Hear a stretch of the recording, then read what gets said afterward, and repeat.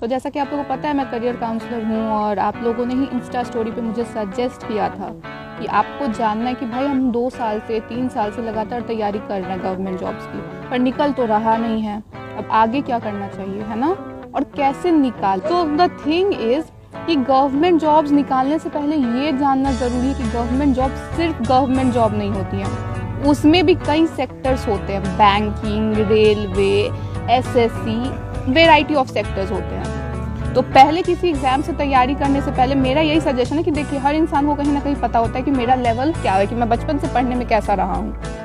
तो इस चीज़ को थोड़ा माइंड में लेके चलो। एंड कोई एग्जाम टफ नहीं है, मैं वो बेसिक एलिजिबिलिटी क्राइटेरिया नहीं बताऊंगी कि आपको मतलब कैसे निकालना है, वो सब गूगल पे भी मिल जाएगा। मैं बताऊंगी आपको सबसे आसान रास्ता जिससे आप कोई भी गवर्नमेंट जॉब निकाल सकते हो, ठीक है। और जैसा कि आप लोगों ने मुझे इंस्टा पे मैसेज किया था कि लाइव सेशन भी लेके और फिर बाद में यूट्यूब पे अपलोड करना, तो मैं बता रही हूँ। तो सबसे पहले तो स्टार्टअप कैसे करोगे, बहुत ही सिंपल फंडा है, ज़्यादा इधर उधर में मत उलझना। एंड प्लीज़ मेरा ये बहुत ही बेसिक सजेशन है कि कोई कोचिंग ज्वाइन मत करो। Initial days of preparation government exam, अब भले दुनिया के मतलब मैं खुद पे ही बोलती हूँ, चलो मैं एवरेज स्टूडेंट हूँ, दुनिया का कितने भी वाहियात स्टूडेंट हो ना, मैं लिटरली ऐसे बोल रही हूँ, फिर भी इनिशियल डेज ऑफ प्रिपरेशन में कोचिंग के पीछे मत भागो। ये आपको धीरे धीरे समझ में आएगा कि मैं ऐसा क्यों बोल रही हूँ। तो इनिशियल डेज में आपको क्या करना है, सिंपल सा है, मैं कुछ बुक सजेस्ट कर रही हूँ, उनसे पढ़ो। हो सकता है आपसे क्वेश्चंस ना बने, आप आंसर्स देख के बनाओ। मैथ के लिए, क्वांट्स के लिए अरुण शर्मा की बुक मेरे हिसाब से बेस्ट होती है। जीके के लिए आप ल्यूसेंट रेफर करो, और रीजनिंग के लिए जो सबसे आसान बुक है मार्केट में आपके लिए, चाहे हिंदी मीडियम हो या इंग्लिश मीडियम, यहाँ से शुरू करो।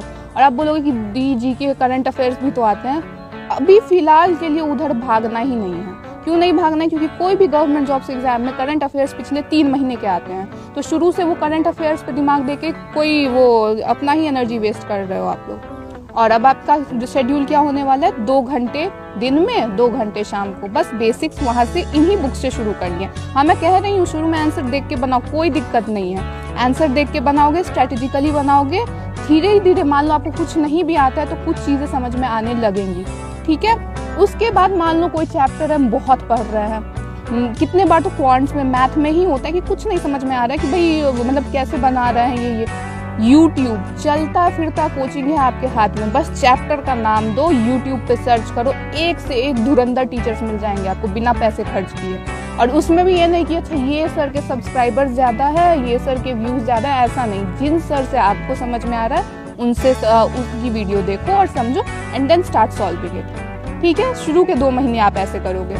अब बात करते हैं कि अगले 2 महीने में क्या करना है। अब आप देखोगे कि भाई मुझे कुछ चीज़ें तो समझ में आ रही हैं। अब मार्केट में 2 बुक्स आती हैं, वो मंथली मैगजीन्स होती हैं। एक होती है बीएससी, बैंकिंग सर्विस क्रॉनिकल्स, और दूसरी होती है प्रतियोगिता दर्पण। बीएससी शायद इंग्लिश में ही अवेलेबल होती है, बट प्रतियोगिता दर्पण जो है वो हिंदी और इंग्लिश दोनों में ही आपको मिल जाएंगी। अब आप क्या करो, वीकेंड्स होते हैं ना, संडे या फिर सैटरडे, जब आपको फ्री लगे, अब आप रैंडमली उनका सेट वीकेंड्स पे बनाओ, और साथ में जो शुरुआत किया था जैसे पढ़ने का वैसे भी, क्योंकि आपको एक सिलेबस कवर करना है। मतलब आपको ये ध्यान रखना कि 4 महीने में हर बुक के हाफ सिलेबस कम से कम पूरा याद हो या ना हो। बेसिक तो आपसे कोई चैप्टर का पूछे तो हाँ भाई इतना तो मुझे आता है, अब आपने इतना कर लिया। अब आप देखोगे कि धीरे धीरे आपका नॉलेज बढ़ रहा है।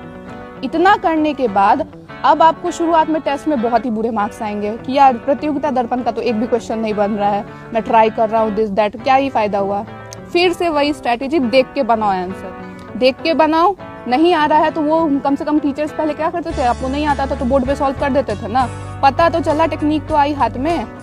अब आप धीरे धीरे समझोगे कि आपका बेस खुद तैयार हो गया, जिसके लिए आपको किसी कोचिंग की जरूरत नहीं थी। अब आते हैं अगले स्टेप पे कि हाँ भाई हाफ सिलेबस तो आ गया, हमारा 4 महीने की जर्नी तय हो गई गवर्नमेंट जॉब्स के लिए। अब अगले स्टेप पे आप आओगे तो आप समझोगे कि अब क्या, अब तो फॉर्म्स निकल रहे हैं, मैं कैसे पहचानूं कि मैं किस फॉर्म के लिए सूटेबल हूँ नहीं हूँ। चलो एक सिंपल सा बैंकिंग सेक्टर का एग्जांपल लेते हैं। बैंकिंग में भी क्लर्किकल लेवल के एग्जाम्स होते हैं और पीओ लेवल के। एक सिंपल सा फंडा मानो कि क्लर्की लेवल का आपको करना है। चलो आप क्या करो, मार्केट में PYQs यानी प्रीवियस ईयर क्वेश्चन का कंपाइल्ड वर्जन बुक मिलता है। अब प्रतियोगिता दर्पण और बीएससी के जगह वीकेंड पे उनके मॉक्स दो, ठीक है। आप बोलोगे कि ऐसा नहीं कि मैं बहुत सारे बुक्स पढ़ रहा हूँ, नहीं, मेन बुक अभी भी आपका वही है जो शुरू से था।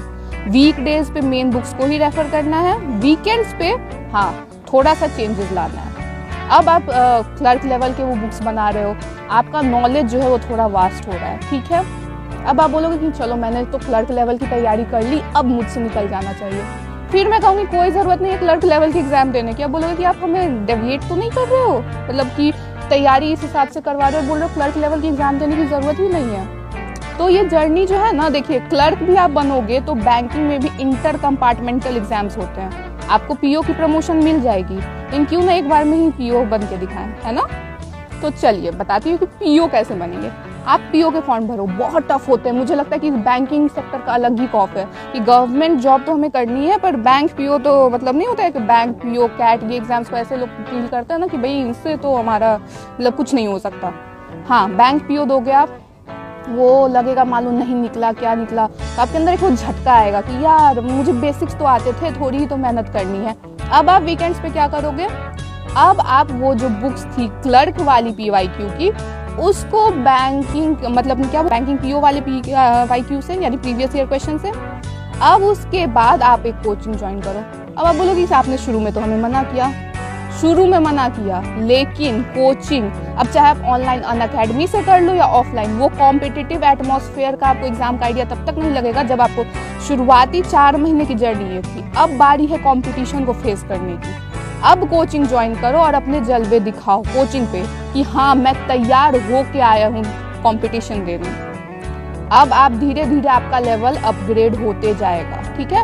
बहुत बेसिक सी बात है, सबको पता होता है। जो सही टाइम पे इन चीज़ों को करने लगता है उसके कहीं ना कहीं एग्जाम्स क्रैक होने लगते हैं। हो सकता है फर्स्ट अटेम्प्ट में ना हो, फर्स्ट ईयर में ना हो, बट आई कैन एश्योर कि मतलब 2 से 3 साल में तो ज़रूर ही हो जाएगा। इसीलिए गवर्नमेंट, जैसा कि आपका क्वेश्चन था कि मैं 2 साल से 3 साल से तैयारी कर रहा हूँ, मेरा निकल नहीं रहा है, तो एक्चुअली ये है कि आप स्ट्रैटेजिकली नहीं चल रहे हो, कर सब कुछ रहे हो, लेकिन कभी इधर भटक रहे हो, कभी उधर भटक रहे हो, कभी दोस्तों की बातों में आ रहे हो, कभी कोचिंग की बातों में आ रहे हो, कभी बुक्स गलत चुन रहे हो। तो ये छोटे छोटे फंडे हैं, इन्हें लेके चलो। एंड बाकी तो आपको पता ही है, क्वेश्चंस लेके आओ, कमेंट्स में इंतजार रहेंगे आपके क्वेश्चंस के। सो दैट्स इट, मिलते हैं अगले लाइव सेशन में। Thanks for connecting with me.